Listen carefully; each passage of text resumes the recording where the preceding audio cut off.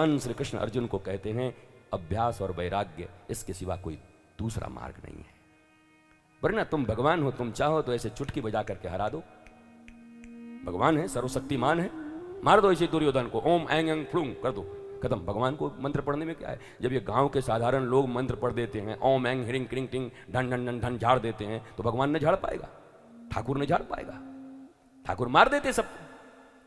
ठाकुर जी ने कहा सुन, दो चीजें करनी होगी तुम्हें। क्या? बोला अभ्यास। जो गीता मैंने 45 मिनट में तुझे सुनाई है उसका अभ्यास कर। सर्वधर्मान परित्यज्यम माम एकम शरणम व्रज। और कितनी मस्ती की बात है, देखो कृष्ण कितना बढ़िया ज्ञान दे रहे हैं। बोला सभी धर्मों का परित्याग कर दे, सभी धर्मों का परित्याग कर दे। अच्छा, इनका आगमन हुआ है इसलिए धर्म संस्थापनार्थाय संभवामि युगे युगे। और अर्जुन को उल्टी शिक्षा दे रहे हैं, कह रहे हैं सर्वधर्मान परित्यज्यम। महाराज आप आए तो धर्म की स्थापना कर ले, क्यों हमको धर्म छुड़वा रहे हो?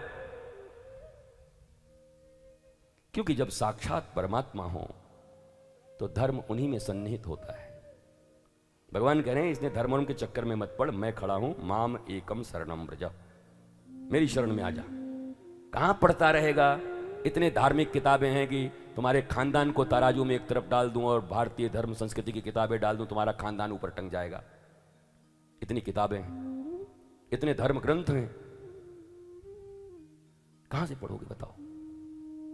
इसलिए जब स्वयं भगवान उपस्थित हों, स्वयं सदगुरु तुम्हारे जीवन में हो कबीर की तरह, तो चलते फिरते धर्म होते हैं।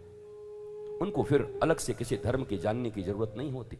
He is your living ideal and loving ideal. जीवंत आदर्श चाहिए जीवन में, जिंदा।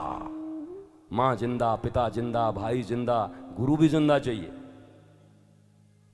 जो सामने से बैठ के तुमसे बात कर सके, तुम उनसे अपनी बातें कर सको।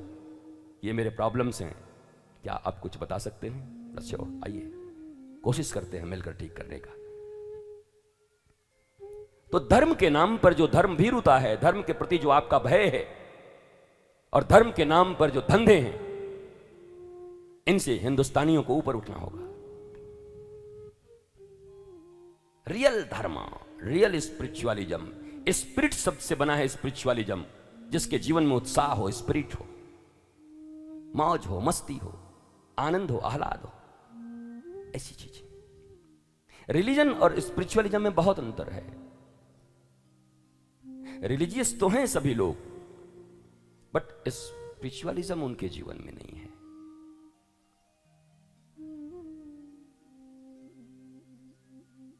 एंटरटेनमेंट और सेलिब्रेशन में बहुत अंतर है। तुम लोग इंग्लिश ठीक ठाक पढ़े हुए हो ना? मोटा मोटी जितना मैं बोल रहा हूं तो समझ जाओगे ना। तुम्हारे लिए ही बोलता हूं, नहीं तो हमको बोलने की क्या जरूरत है? हम तो बड़ी गंवई भाषा में बैठ के बनारसी और ब्रज भाषा में बोलते रहे मौज में।